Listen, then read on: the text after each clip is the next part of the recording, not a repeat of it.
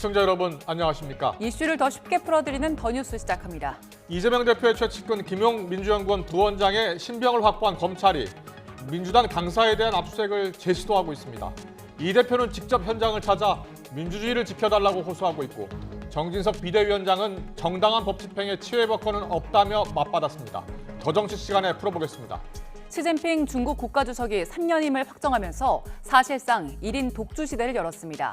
대만 무력 통일 가능성에 미중 패권 경쟁도 격화하면서 한국에 대한 압박도 커질 거란 분석입니다. 전문가와 함께 풀어보겠습니다. 먼저 오늘의 주요 뉴스부터 보시겠습니다. 검찰이 김용 민주연구원 부원장의 불법 정치자금 수수 혐의와 관련해서 민주당사 안에 있는 민주연구원 압수수색을 다시 시도하고 있습니다. 민주당은 이에 반발해 국정감사 참석을 보류했습니다. 국민의힘은 정당한 법 집행에 예외는 없다며 압수수색 집행을 가로막는 일을 즉각 중단하라고 촉구했습니다. 윤석열 대통령은 시정연설의 조건을 다는 건 헌정사에서 들어본 적이 없다며 민주당의 시정연설 보이콧 움직임을 비판했습니다. 김용 민주연구원 부원장의 신병을 확보한 검찰은 자금 사용처 등을 규명하기 위한 본격적인 수사에 착수했습니다. 김 부원장에게 대선 자금을 건넸다고 진술한 유동규 전 성남도시개발공사 기획본부장은 추가 폭로 가능성을 시사했습니다. 우리 군은 오늘 새벽 서해상에서 NLL을 침범한 북한 선박에 대해 위협 사격을 가해 퇴거 조치했다고 밝혔습니다. 그러나 북한군은 남한 해군 함정이 군사분계선을 침범해 방사포 사격을 가했다며 해상 침범 도발을 경고했다고 발표했습니다. 필리핀 세부 공항에서 악천후 속에 착륙을 시도하던 대한항공 여객기가 활주로를 이탈하는 사고가 났습니다. 비행기에는 승객과 승무원 170여 명이 타고 있었지만 다행히 크게 다친 사람은 없었습니다. 북한군 장사정포에 대응하기 위한 우리 군 일부 무기 체계가 낡아서 임무를 수행할 수 없는 것으로 파악됐습니다. 군은 향후 4년 동안 다연장 로켓 1000무를 추가 양산해서 노후 무기를 대체할 계획이지만 정부 예산안에는 반영되지 않았습니다. 불법 정치자금 수사 건으로 체포된 김용 민주연구원 부원장이 지난 주말 구속됨에 따라 검찰이 자금 사용처 등을 규명하기 위한 수사에 본격 착수했습니다. 김 부원장에게 대선 자금을 건넸다고 진술한 유동규 전 성남도시개발공사 기획본부장 추가 폭로 가능성을 시사했습니다. 취재기자 연결합니다. 손효정 기자. 네, 서울중앙지방검찰청입니다. 자, 김용 부원장 어제 구속된 이후 처음으로 검찰의 조사를 받았었는데요. 오늘도 조사가 진행되는 겁니까? 네, 정치자금법 위반 혐의로 구속된 김용 민주연구원 부원장은 구속 이튿날인 어제 검찰에 출석해 조사를 받았습니다. 오늘도 연이틀 조사가 이뤄질 것으로 보이는데요. 구속 기한은 최장 20일로 지난 19일 김 부원장이 체포된 시점부터 따지면 벌써 닷새가 지났기 때문입니다. 김 부원장은 민주당 예비 경선 전후인 지난해 4월부터 8월까지 유동규 전 성남도시개발공사 기획본부장 등을 통해 불법 정치자금 8억 4천여만 원을 수수한 혐의를 받습니다. 이 과정에서 유 전 본부장이 1억 원을 가져갔고 대장동 관련 보도가 나온 뒤 김 부원장이 다시 1억 원을 돌려줘서 최종적으로 전달된 금액은 6억 원대인 것으로 알려졌습니다. 검찰은 김 부원장이 유 전 본부장에게 먼저 20억 원을 요구했고 대장동 일당인 남욱 변호사가 마련한 돈을 유 전 본부장을 거쳐 받았다고 의심하고 있습니다. 검찰은 남은 구속 기한 동안 김 부원장을 상대로 강도 높은 조사를 이어갈 방침입니다. 지난 조사에서도 대선 자금 명목으로 받은 돈을 어디에 썼는지 또 어떤 경위로 받게 됐는지 집중 추궁한 것으로 전해졌습니다.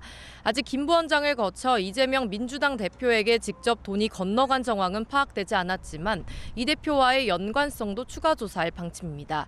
하지만 김 부원장 측은 검찰이 이 내용을 폭로한 유 전 본부장 진술에 놀아나는 거라며 줄곧 혐의를 전면 부인해왔습니다. 네, 지금 의혹의 열쇠를 쥐고 있는 유동규 전 본부장 추가 폭로 가능성도 열어뒀죠. 네, 유동규 전 기획본부장은 민주당의 대선 자금 의혹 사건과 관련해 검찰에 결정적인 진술한 인물이죠. 오늘 대정동 재판에 출석했는데 오전 재판 전후로 기자들의 질문에 아무 대답은 없었습니다. 이에 앞서 YTN 등 일부 취재진이 오늘 아침 경기도 모처에 있는 유 전 본부장의 주거지 근처에서 유 전 본부장을 만났는데요. 유 전 본부장은 앞으로 할 말이 있다면 법정 앞에서 하겠다며 추가 폭로 가능성은 열어뒀습니다. 할 말 있으면 앞으로 제가 법정에서 할게요. 그리고 법원 앞에서 할게요. 그리고 법원 앞에서만 인터뷰할 테니까 앞으로 집에 오는 건 인터뷰 다 사절입니다. 법원에서 나중에 말씀드리겠습니다. 유 전 본부장은 여러 차례 기자들을 만난 자리에서 김 부원장과 이재명 대표에 대한 섭섭함과 배신감을 드러내왔는데요. 유 전 본부장은 앞서 지난 2014년에도 김 부원장과 이 대표의 또 다른 측근 정진상 대표실 정무실 조정실장에게도 각각 건너간 돈이 있다고 진술한 것으로 알려졌습니다. 특히 검찰은 김 부원장이 받은 돈을 마련한 남욱 변호사가 부동산 신탁회사 설립이나 경기도 안양 지역 개발 사업을 위한 군부대 이전 등을 청탁했다는 진술도 받아낸 것으로 전해졌습니다. 김 부원장과 대장동 일당과의 인연은 10여 년 전부터 이어진 것으로 알려진 만큼 이들 사이에 오고 간 불법 자금이 더 있는 것으로 의심하고 있습니다. 따라서 돈을 받을 당시 신분과 함께 대가성과 직무 관련성을 따져 정치자금법 위반 혐의 외에 뇌물죄가 추가로 적용될 가능성도 남아 있습니다. 이 과정에서 이재명 대표의 지시나 묵인 같은 관여가 있었는지를 밝혀내는 것도 주요 수사 과제가 될 전망입니다. 지금까지 서울중앙지검에서 전해드렸습니다. 김용 민주연구원 부원장의 정치자금법 위반 혐의로 수사하고 있는 검찰이 닷새 만에 여의도 민주당사 압수수색 시도에 나섰습니다. 당직자들이 8층에서 검찰을 막아세우면서 지금 대치가 이어지고 있습니다. 현장에 취재기자 나가 있습니다. 황윤태 기자. 네, 서울 여의도 더불어민주당사에 나와 있습니다. 네, 검찰이 19일 지난주에도 압수수색을 시도했었고요. 오늘 다시 압수수색을 시도하고 있습니다. 민주당 당직자들과의 대치가 지금도 계속되고 있는 겁니까? 네, 오후가 됐지만 6시간 내내 여전히 검찰과 민주당 당직자들은 대치하고 있습니다. 압수수색 소식이 알려지면서 지지자들이 당사 앞으로 몰려 구호를 외치기도 하고 있습니다. 앞서 서울중앙지방검찰청은 지난 19일에 이어 오늘 오전 8시 45분쯤 두 번째 압수수색을 시도했는데요. 지난 19일에 이은 두 번째 집행시도입니다. 검찰 관계자 10여 명이 8층에 있는 김용 민주연구원 부원장 사무실에 대한 압수수색 영장을 재차 집행하러 왔다고 밝힌 뒤부터 대치가 시작됐습니다. 당직자들이 경비원 연락을 받고 급히 8층에서 입구막을 막고 서 있는 것으로 파악됐습니다. 당직자들은 검찰의 부당한 영장 집행이라면서 격하게 반발하고 있는데 검찰은 이번에도 김 부원장의 사무실 책상에 대해서만 영장을 집행하겠다며 맞서는 상황입니다. 우선 검찰은 김 부원장 변호인 입회하에 압수수색을 진행하겠다는 입장인데 일부 의원들은 당사에서 혹시나 있을지 모를 검찰의 강제 집행에도 대비하고 있습니다. 낮 11시 10분쯤엔 이재명 당대표가 직접 당사를 방문한 뒤 지금까지 상황을 지켜보고 있는데요. 기자들과 만난 이 대표는 비통한 심정으로 이 현장을 외면하지 않겠다며 울먹이기도 했습니다. 직접 들어보시겠습니다. 비통한 심정으로 이 침탈의 현장을 외면하지 않고 지켜보겠습니다. 국민 여러분께서 이 역사의 현장을 잊지 마시고 퇴행하는 민주주의 꼭 지켜주시기를 바랍니다. 박홍근 원내대표도 최고위원회 직후 공지를 통해 주요 당직 의원들에게 즉시 당사로 집결해 줄 것을 지시하고 별도 지침이 있을 때까지 국회에 대기해달라고 당부했습니다. 네, 오늘의 국정감사 사실상 마지막 날인데요. 이때 압수수색이 지금 재시도되고 있습니다. 여야 반응은 어떻게 나오고 있습니까? 네, 민주당은 강하게 반발하고 있습니다. 민주당 의원들은 낮 11시 반쯤 용산 대통령실을 항의 방문한 자리에서 협치는 끝났다면서 야당을 말살하려는 시도라고 맹비난했습니다. 직접 들어보시겠습니다. 야당에 대해서 단순히 협치를 거부하는 정도가 아니라 야당을 말살하고야 말겠다라고 하는 그런 뜻이 아니겠습니까? 이제는 협치는 끝났다라고 생각합니다. 그리고 야당을 말살하는 국민과 맞서 싸우려고 하는 윤석열 정권에 우리는 강력히 항의하고 규탄할 수밖에 없습니다. 민주당은 오전 10시 긴급 의원총회를 열고 검찰 압수수색 등 수사에 대한 대응 방안을 논의했는데 이 자리에서는 국정감사에 복귀해야 한다는 의견도 나왔던 것으로 전해졌습니다. 민주당은 잠시 후 오후 2시 비상의총을 재개한 뒤 국정감사 재개 여부나 내일 윤석열 대통령 시정연설 참석 여부 같은 향후 대응 방안을 논의할 방침입니다. 이재명 대표도 아침 최고위원회의에서 내일 대통령 시정연설이 예정된 상황에서 압수수색을 또다시 강행하는 건 상식적으로 납득하기 어렵다고 강하게 비판했습니다. 이어 이제 정치는 사라지고 집에만 남은 것이냐고도 비난했습니다. 반면에 국민의힘은 법원이 발부한 영장을 집행하는 정당한 법 절차라면서 민주당이 압수수색에 응해야 한다고 강조했습니다. 정진석 국민의힘 비상대책위원장은 민주당은 왜 사법부를 신뢰하지 못하냐면서 국민은 이번 사건의 진상을 알고 싶어하고 국민이 알고 싶어하는 진실의 길을 민주당이 더 이상 막아서지 않길 바란다고 말했습니다. 오늘 오전 국정감사 종합감사에 참석하기 위해 국회에 출석한 한동훈 법무부 장관도 압수수색 정당성을 강조했습니다. 직접 들어보시겠습니다. 법원이 발부한 영장을 집행하는 것은 재량이 아니라 의무입니다. 근거 없는 음모론을 제기하는 것은 정치의 영역이지만 법원이 발부한 영장을 힘으로 막고 물건 던지는 것은 범죄의 영역입니다. 정당한 범죄 수사를 하는 쪽이 아니라 범죄를 비호하는 쪽이 사과해야 되지 않겠습니까? 국정감사 사실상 마지막 날 그리고 내일 대통령 시정연설을 앞두고 검찰이 민주당 압수수색에 다시 나서면서 전국은 빠르게 냉각하고 있습니다. 지금까지 서울 여의도 더불어민주당사에서 YTN 황윤태입니다. 대장동 사건 관련 특검 수용을 거듭 요구하고 있는 더불어민주당 이재명 대표. 필요하다면 저축은행 비리 의혹에 대한 특검은 빼고 대장동 특검만 수용하라면서 재차 국민의힘을 압박하고 있습니다. 윤석열 정부 첫 국정감사가 사실상 마지막 날인데 민주당 의원들이 압수수색에 항의하기 위해서 용산으로 이동하면서 대부분 연기된 상황입니다. 국회 취재기자 나가 있습니다. 정유진 기자. 네, 국회입니다. 네, 민주당 이재명 대표가 특검을 거듭 제안한 거죠? 이재명 대표가 아침 회의에서 수사는 특검에 맡기고 민생에 집중하자면서 다시 한번 제안했습니다. 정쟁적 요소는 1년이 넘었기 때문에 그만하자고 말했는데요. 그러면서 대장동 특검이 김건희 여사 특검 제안과 연관이 없다고 말했고 저축은행 비리 수사 봐주기 의혹은 특검 대상에서 빼도 된다고 덧붙였습니다. 들어보겠습니다. 대통령의 저축은행 비리 수사 봐주기 부분이 부담스러우면 빼도 좋습니다. 부담스러운 부분들은 빼고라도 특검을 하자 말씀드리고,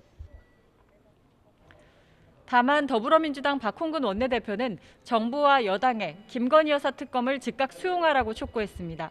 박 원내대표는 오늘 아침 최고위원회의에서 도이치모터스 주가 조작 의혹은 실체가 점점 확실해지는데도 김 여사에 대한 수사만 오리무중이라고 지적했습니다. 이어 김 여사 의혹 수사는 최소한의 사실조차 은폐 왜곡하는 하명 수사로 변질해 간다고 주장했습니다. 국민의힘은 이 같은 민주당의 제안에 물타기 꼼수라면서 다시 한번 거부 의사를 분명히 했습니다. 정진석 국민의힘 비상대책위원장은 이재명 대표가 저축은행 비리와 관련된 특검은 제외하고 대장동 관련 특검이라도 수용하라고 제안한 데 대해 이런 제안에 거절했는데요. 들어보겠습니다. 누차 말씀드린 바와 같이 지금의 국면을 모면해 보려는 물타기 꼼수에 불과하다. 우리는 받아들일 수 없다라는 일관된 입장입니다.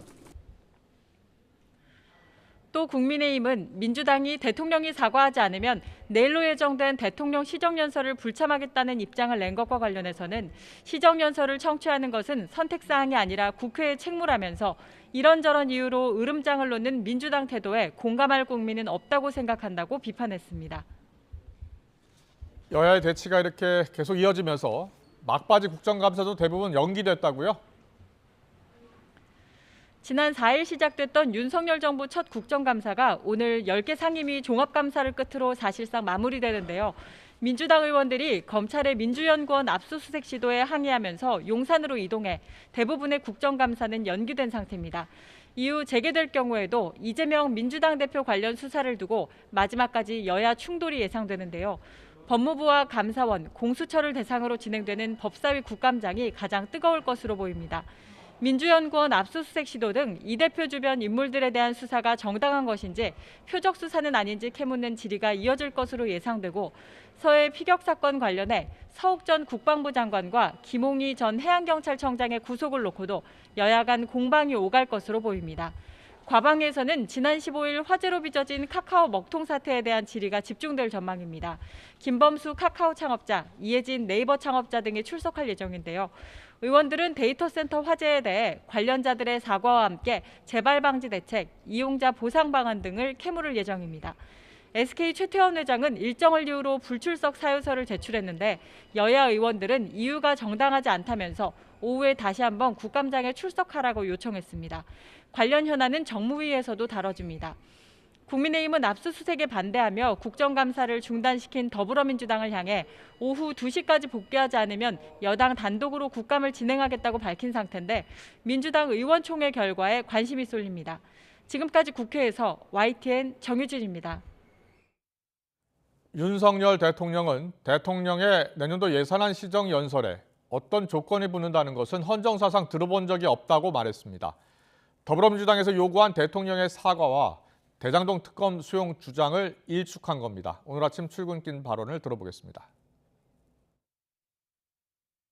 우리 헌정사에 헌법이 보장하고 있는 대통령의 국회 출석 발언권과 또 국회법에서 예산안이 제출되면 정부의 시정연설을 듣도록 되어 있는 국회법의 규정, 그리고 여야 합의로 25일로 일정이 정해졌는데 거기에 무슨 추가 조건을 붙인다는 것을 제가 기억하기로는 우리 헌정사에서 제가 들어보지 못한 것 같습니다.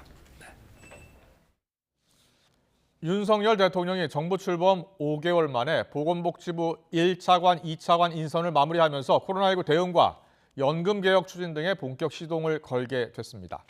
보건복지부 1차관에는 이기일 복지부 2차관이 낙점됐습니다. 행정고시 37회 출신의 정통관료인 2차관은 보건의료정책실장과 대변인 등 주요 보직을 두루 지냈으며 지난 5월 2차관에 임명된 이후 코로나 방역 등 보건대책을 총괄해 왔습니다. 복지부 2차관에는 박민수 대통령실 보건복지비서관이 내정됐습니다.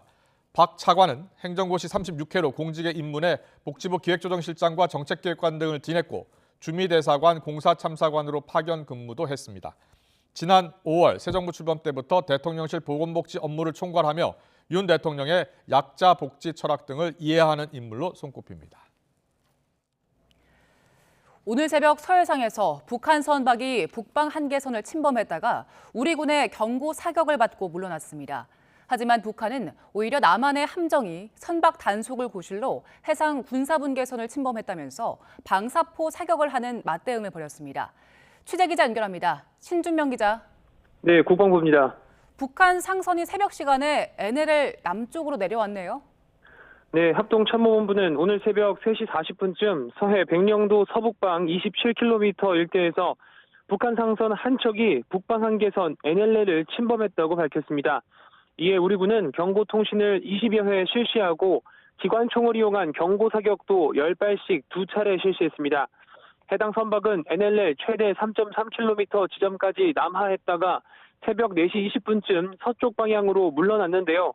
군은 단순 월선이 아닌 침범으로 보고 경위를 파악하고 있습니다. 우리 군의 경고 사격에 북한은 방사포를 쏘며 맞대응했습니다. 합참은 오늘 새벽 5시 14분쯤부터 북한이 황해남도 장산곶 일대에서 서해 북방 한계선 북쪽 해상 완충구역 내에서 발사한 10발의 방사포 사격을 포착했습니다. 우리 영내로 떨어진 포탄은 없었습니다. 합참은 NLL을 침범한 북한 상선에 대한 우리 군의 정상적인 작전 조치에 대해 북한군이 방사포 사격을 실시한 건 명백한 9.19 군사합의 위반이자 도발이라고 강조했습니다. 그러면서 북한의 계속되는 도발과 적반하장식 주장은 한반도는 물론 국제사회의 평화와 안정을 해치는 행위로서 즉각 중단할 것을 거듭 촉구한다고 밝혔습니다. 그런데 북한 측에서는 오히려 우리 군이 NLL을 침범했다고 주장하고 있다고요? 그렇습니다. 북한은 총참모부가 대변인 명의로 입장을 냈습니다. 오늘 새벽 3시 50분쯤 남한 해군 2함대 소속 호위함이 불명 선박 단속을 구실로 백령도 서북쪽 20km 해상에서 해상 군사분계선을 2.5에서 5km 침범했다는 주장입니다. 북한이 언급한 해상 군사분계선은 NLL로부터 남쪽으로 최대 6km 거리에 있습니다. 북한이 일방적으로 선포한 가상의 선이라 우리 군은 이를 인정하지 않습니다. 총참모부는 또 새벽 5시 15분쯤 황해남도 용현군 일대에서 서쪽으로 방사포탄 10발을 발사했다고 밝혔습니다. 그러면서 포사격 도발과 확성기 도발에 이어 해상 침범 도발까지 감행하고 있는 적들에게 다시 한번 엄중히 경고한다고 덧붙였습니다. 그러나 북한 상선이 새벽에 북한군의 사전 승인 없이 NLL을 넘기는 어렵다는 점에서 남측의 대비태세를 떠보거나 국지 도발을 넘어 전략적 도발에 빌미를 삼으려는 의도가 담긴 게 아니냐는 분석이 나옵니다. 지금까지 국방부에서 전해드렸습니다. 북한 노동신문은 시진핑 중국 국가주석의 3년임이 확정된 다음 날 신문 6개면 중 3개면에 관련 소식을 할애하며 대서특필했습니다. 노동신문은 24일 1면에 어제 김정은 국무위원장이 시 주석에게 보낸 축전 전문과 함께 시진핑 총서기 동지의 영도를 받는 중국 공산당과 인민의 앞날을 축원한다는 제목의 사설을 게재했습니다. 신문은 사설에서 시 주석의 3년임은 전체 중국 공산당원들과 중국 인민들의 두터운 신뢰와 기대의 표시라고 평가하면서 두 나라의 관계는 때려야 뗄 수 없는 특수한 친선 관계라고 강조했습니다.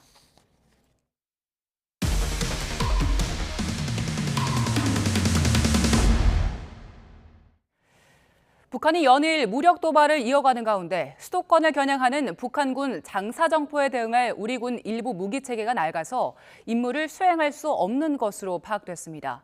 군은 내년부터 4년 동안 다연장 로켓 1000무를 추가 양산해서 노후 무기를 대체하려고 하는데 정부 예산안에는 반영되지 않았습니다. 조성우 기자의 단독 보도입니다. 북한은 최근 서해와 동해상 군사 완충구역에서 밤낮 가리지 않고 장사정포를 발사하며 한반도 긴장 수위를 높였습니다.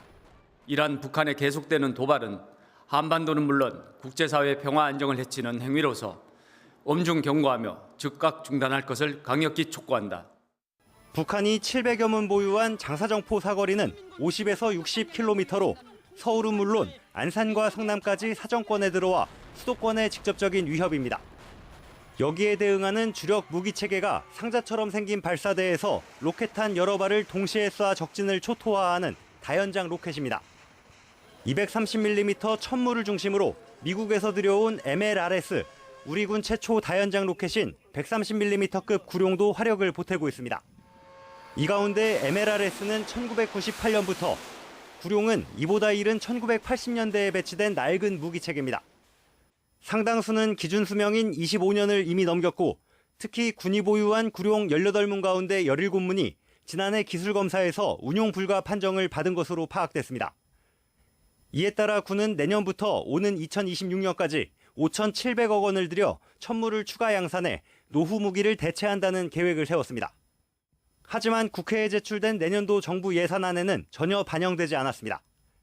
낡은 무기 체계를 대체하지 않고는 북한 장사정포 대응에 구멍이 뚫릴 수 있다는 우려에도 정부 대책은 안일하다는 지적입니다. 북한의 도발 수위가 점점 고조되고 있는 가운데 수도권을 위협하는 북 장사정포 대응 전력인 1000무 예산이 올해 전혀 반영되지 않아 상당히 우려스러운 상황입니다. 북한의 거듭되는 위협에 적시에 제대로 대응할 수 있을지도 의문입니다. 국회 종합감사와 이후 진행될 예산심사에서도 국민 생명과 안전을 지키는 국방 예산이 적재적소에 편성돼 있는지 검증이 잇따를 전망입니다. YTN 조성호입니다. 요즘 아침 저녁으로 날씨가 부쩍 쌀쌀해졌습니다. 겨울이 얼마 남지 않았다는 생각이 드는데 연탄으로 추위를 버텨야 하는 이웃들은 특히 이번 겨울이 걱정입니다. 코로나19에 이어서 물가까지 크게 오르면서 연탄 후원도 크게 줄었기 때문인데요. 현장 취재기자 연결해서 자세한 상황 알아보겠습니다. 김태원 기자. 네, 서울 중계동 연탄은행 창고 앞에 나와 있습니다.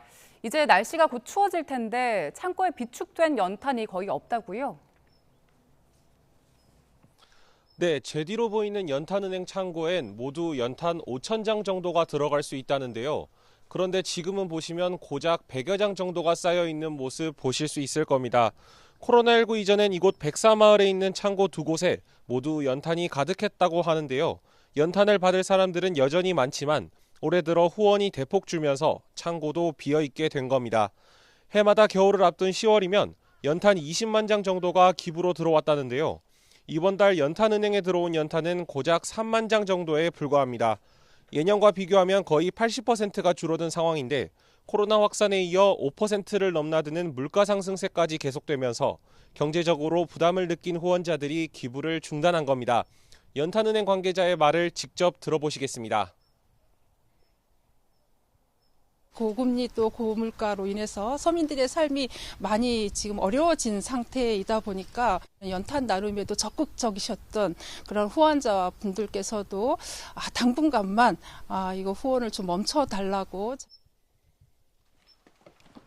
당장 기부받은 연탄으로 추위를 버텨야 하는 에너지 빈곤층들은 다가오는 겨울이 걱정입니다. 실제 서울에서 연탄으로 난방을 해결하는 사람들은 모두 1,600여 가구 정도이고 전국으로 넓혀보면 무려 8만 1,000여 가구에 이릅니다. 기초생활수급자가 30%, 차상위 계층 가구가 10% 정도이고 자녀 부양을 받지 못하는 노인 등 소외 가구는 44%로 대부분 경제적으로 열악한 상태입니다. 연탄을 쓰는 가구 대부분이 근로소득이 마땅치 않은 80대 어르신들이고 정부 지원금에 의존하고 있는 분들도 많아서 연탄보다 비싼 기름 보일러는 언감생심입니다. 물가 고공행진의 여파로 소비 심리와 함께 기부 손길마저도 얼어붙으면서 어려운 이웃들의 마음도 그 어느 때보다 시리고 찬 겨울을 맞고 있습니다. 지금까지 서울 중계동 연탄은행 창고 앞에서 전해드렸습니다.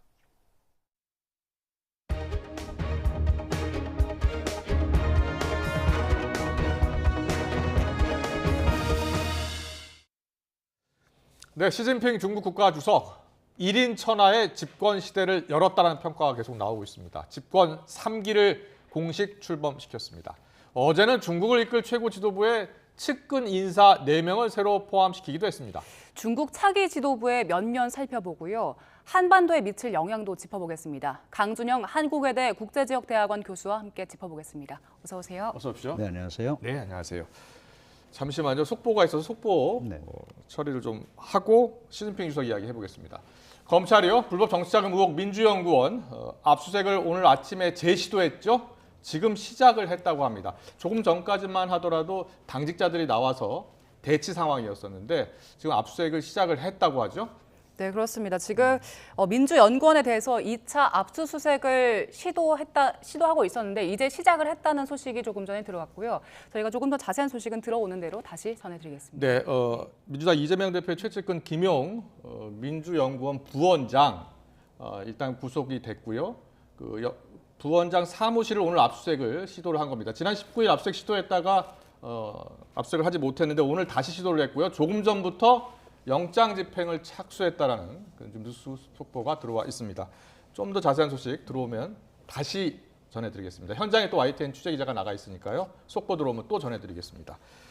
자, 시진핑 주석 이야기 좀 해보겠습니다.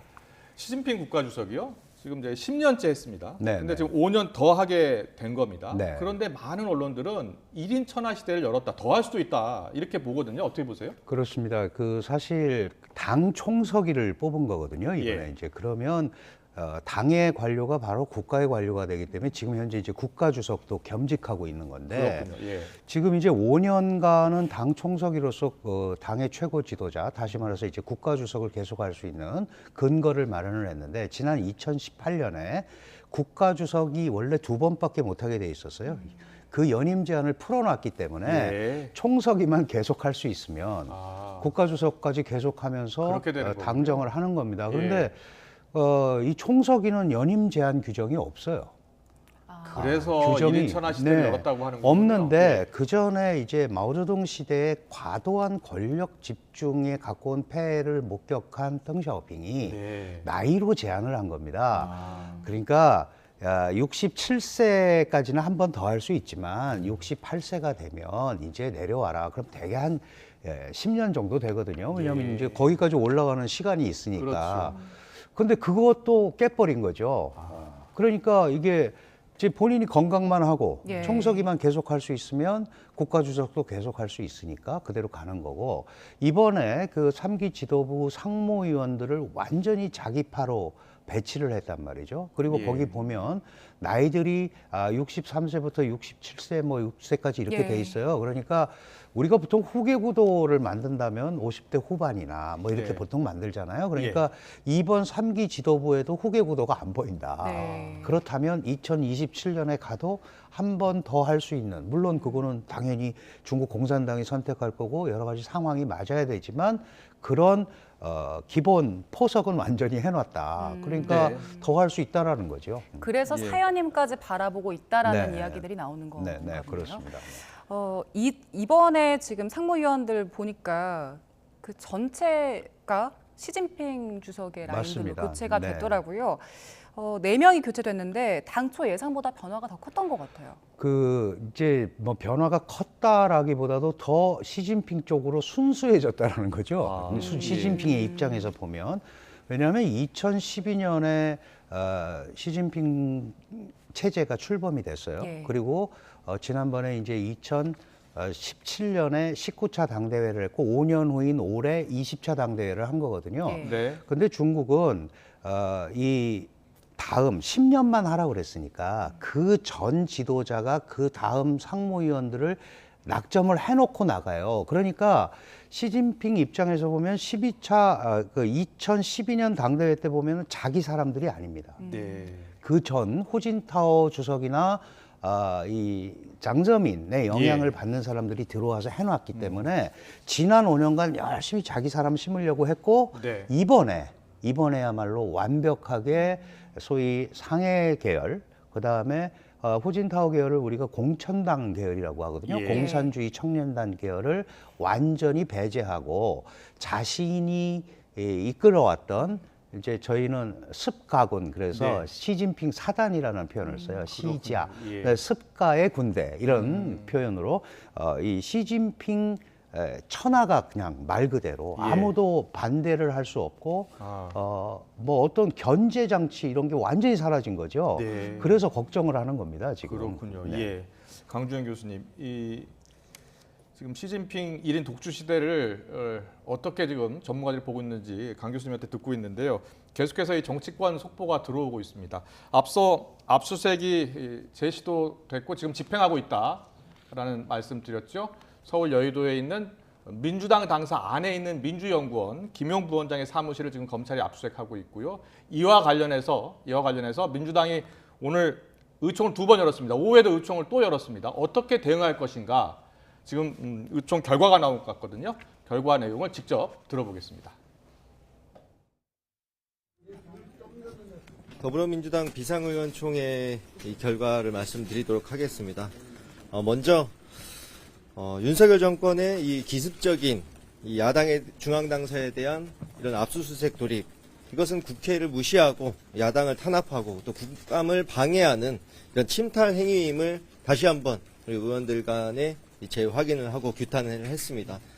그리고 오후에 있을 국정감사의 마지막 종합 국정감사에 있어서는 우리가 그 국감장에 입장을 해서 이 어려운 민생 위기 속에서도 이 무도함을 넘어 오로지 정치 보복 수사에만 열을 올리며 이 야당의 이 당사까지 침탈하는 이런 부당한 상황에 대해 이런 정상적인 국정감사가 이루어질 수 없도록 방해하는 이런 행위에 대해 강력하고 또 단호하게 지적하고 강한 문제 제기를 하기로 하였습니다. 그리고 내일 윤석열 대통령의 이 국회에서의 예산안 시정연설이 있습니다만 이렇게 국회의 협치를 파괴하는 이 윤석열 정권의 태도에 대해 그리고 야당을 압살하려는 이런 의지를 보이는 상황 속에서 결코 정상적인 대통령의 시정연설을 용인할 수 없다, 수용할 수 없음을 저희 더불어민주당 의원들은 결의하였습니다.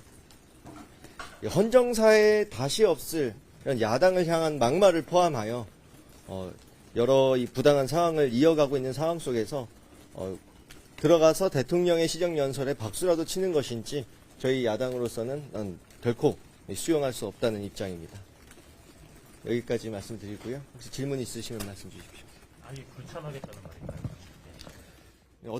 네, 지금 들으신 것처럼 민주당은 일단 내일 예정된 윤석열 대통령의 시정연설 불참하기로 의견을 모았다라는 이야기가 있었고요.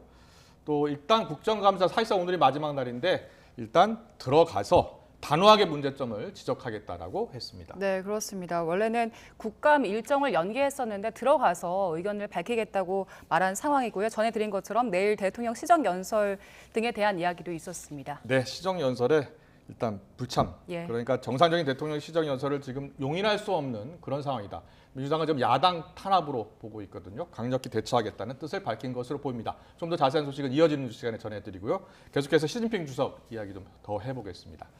교수님, 예, 시진핑 주석 죄송합니다. 자꾸 속보가 아닙니다, 아닙니다. 예. 시진핑 주석 때 우리가 많이 알려졌던 인물들이 있었습니다. 네. 리거창 총리도 있었고요. 얼마 전 방한한 리잔수 상무위원장도 있었고요.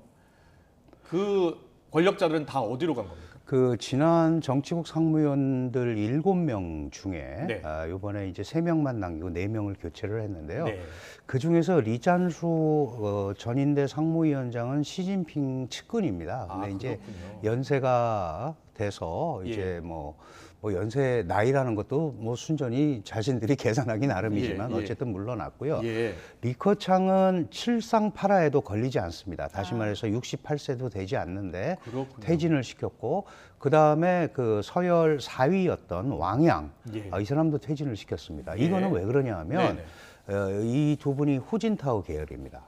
그러니까 이 후진타오 색채를 완전히 지원하겠다. 공청단파의 영향력을 완전히 없애겠다라는 차원에서 두 사람이 물러나게 된 거고 서열 7위가 그 상무부총리직을 맡고 있는 사람인데 우리 평창올림픽에도 왔었죠. 예. 그 이 강택민 계열 사람으로 상해 계열 사람으로 알려진 한정이라는 분입니다. 이분도 이제 나이가 들어서 은퇴를 한 거고 그 자리에 나머지 자신들이 지방에서부터 그러니까 예를 들어서 복건성이나 또는 절강성 상해 지방 경험이 있거든요. 이때부터 계속 자신을 따라다녔고 자신들이 믿었던 이런 사람들을 전부 자리에 앉힌 겁니다. 그러니까 지금 남아있는 시진핑과 짜오러지 그다음에 왕후닝 이런 사람들은 전부 시진핑하고 가까우니까 이제 완벽하게 시진핑 사람들로 채워졌다. 이렇게 봐야 될 것 같습니다. 잘 알겠습니다. 네. 그런데 지금 그 이번에 선임된 사람들의 면면을 보면 이제 다음 차기에 올라올 지도자도 보이지가 않잖아요. 그러면 앞으로 뭐 시진핑이 계속해서 독주하는 것에 대해서 공산당 내부에서 반발은 없습니까? 그 견제 장치가 지금으로서는 안 보입니다. 왜 그러냐면 이게 그 다른 계파가 아까 금방 말씀드렸다시피 상해 계열이라든지 뭐 공청단 계열이라든지 이런 분들이 들어오면 그 뒤에 배후가 있잖아요. 그 이제 소위 원로 정치라고 그러는 건데 중국을 움직였던 그런 기능을 하시던 원로들께서 이런저런 의견을 주고 조정과 타협을 하는 게 최고 지도자가 있어도 중국 정치의 일단의 흐름이었어요. 그런데 지금은 완전히 시진핑파로 정리가 됐기 때문에 시진핑의 결정, 정책 이거를 그냥 믿고 따라야 되는 그런 상황입니다. 그러니까 이게 견제가 안 되기 때문에 당내에서 지금은 다른 목소리가 나오기가 매우 어렵고 중국이 매우 어려워지거나 특히 경제라든지 미국과의 충돌이라든지 이런 데서 돌파구를 마련하지 못하면 당 내부에서 이게 이런 식으로 가면 안 되는 거 아닌가 하는 얘기들이 나올 수는 있어도 지금 새로 출범한 이 시스템 자체를 지금 막 출범을 하는데 이게 그런 의견을 제시하기는 굉장히 어렵죠. 알겠습니다. 두 가지 여쭤보겠습니다. 시 주석이 이제 3년에 성공하면서 대만이 긴장하고 있습니다. 대만 통일 이야기를 언급했기 때문인데요. 앞으로 어떤 정책을 펼 것 같고요. 그리고 하나 더 한반도 한국에 대한 압박도 심해질 것이라고 하거든요. 이 두 가지에 대해서 좀 그렇습니다. 그 대만 문제는 사실 이번에 그 공산당 당헌 당장에서 대만 독립 반대와 외부 세력 반대 이 두 가지를 집어넣습니다.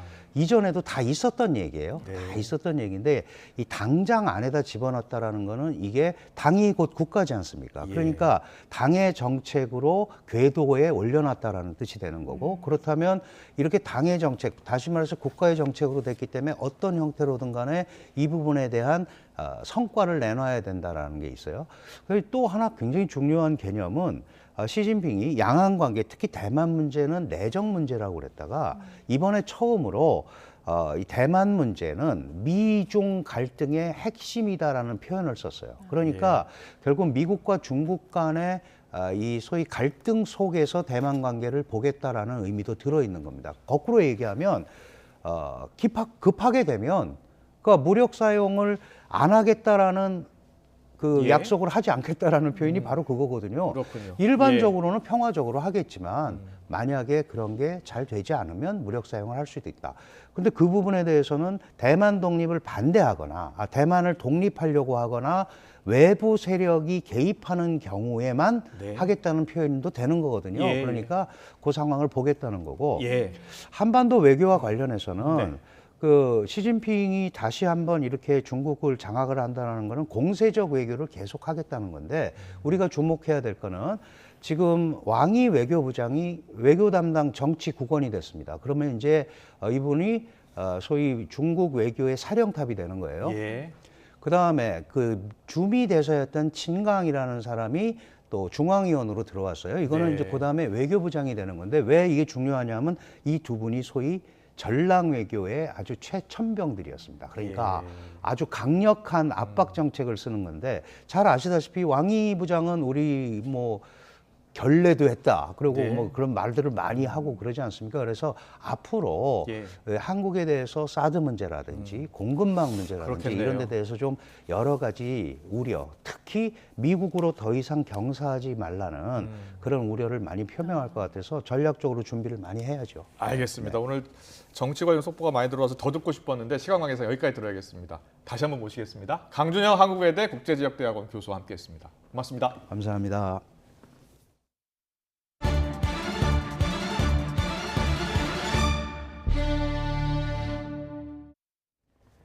필리핀 세부공항에서 대한항공 여객기가 악천후 속에서 착륙을 시도하다가 활주로를 이탈하는 사고가 났습니다. 승객과 승무원 등 170여 명이 타고 있었는데 다행히 인명피해는 없었습니다. 정현우 기자의 보도입니다. 비행기가 활주로 바깥 수풀 사이 고꾸라져 있습니다. 앞부분도 찌그러졌고 옆면도 너덜너덜 찢겨나간 모습입니다. 사고가 난 여객기는 필리핀 세부 막탄 공항을 향하던 대한항공 KE-631편. 어제 저녁 7시 20분쯤 인천공항을 출발해 4시간 만에 도착할 예정이었지만 착륙 도중 활주로에서 이탈했습니다. 당시 공항 주위론 천둥 번개를 동반한 폭우와 강풍이 몰아치던 상황. 악천후 속 2차례 착륙을 시도했지만 실패했고 3차 착륙 항행에 기체는 앞으로 기울어지고 앞바퀴인 노즈기어 등이 부서진 끝에 활주로 바깥 수풀 지역에 비정상 착륙했습니다. 두 번째, 어떤 충격을 받아가지고 문제가 생긴 것 같았어요. 일반적으로 바퀴가 내려가는 소리가 아니고 쎄하고 바닥하고 부딪히는 소리가 났거든요. 활주로 넘어서까지 미끄러졌거든요. 그리고 엔진 그쪽은 다 부셔졌고요. 지금 허리가 좀 많이 땡겨요, 지금. 사고가 난 KE-631편은 250명 이상 탑승 가능한 중형 여객기인 에어버스 330-300기종으로 당시 승객 162명과 승무원 11명이 탑승했습니다. 승객들은 비상탈출 슬라이드를 이용해 안전하게 하기했으며 인명피해는 없었습니다. 이 사고로 이후 항공편의 세부공항 이착륙이 중단되면서 다른 항공기들이 마닐라 등 주변 공항으로 우회하는 조치가 이루어졌습니다. 대한항공은 대체 항공편을 세부 현지에 급파하는 방안을 검토 중인 한편 정확한 사고 원인을 파악하고 있습니다. YTN 정현우입니다.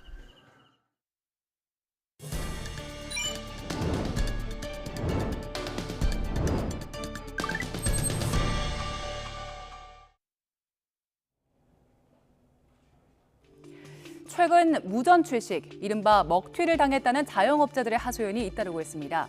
어제는 익산의 한 자영업자가 양주 120만 원어치를 먹고 도망간 남성의 모습을 공개하고 고소하겠다는 뜻을 밝혔는데요.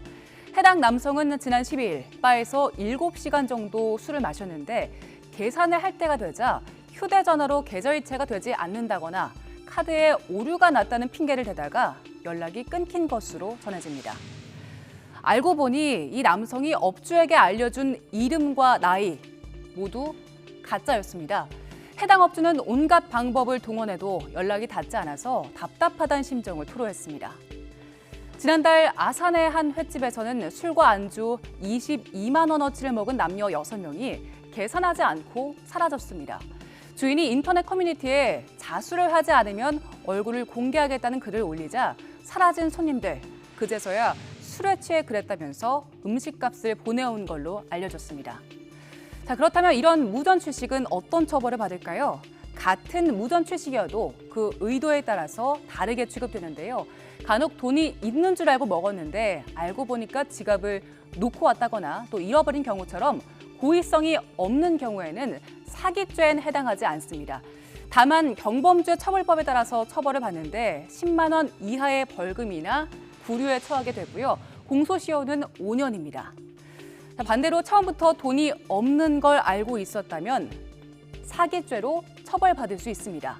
또 상습적으로 무전 취식을 하는 경우도 사기죄에 해당하는데요. 이 고의성은 빈도, 금액, 그리고 피해금 변제 여부 등으로 판단합니다.